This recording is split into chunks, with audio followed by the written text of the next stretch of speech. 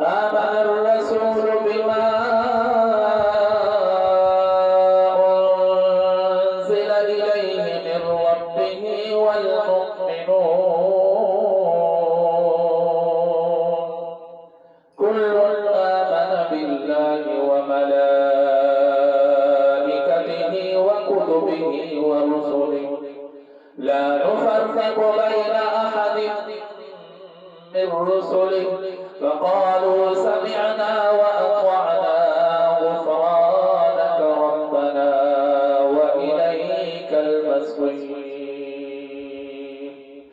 لا يكلف الله نفسا إلا وسعها لها ما كسبت وعليها ما اكتسبت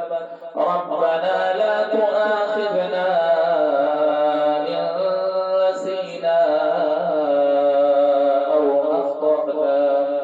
ربنا ولا تحمل علينا إصرا كما حملته على الذين من قبلنا ربنا ولا تحملنا ما لا طاقة لنا به واعف عنا واغفر لنا وارحمنا أنت مولانا فانصرنا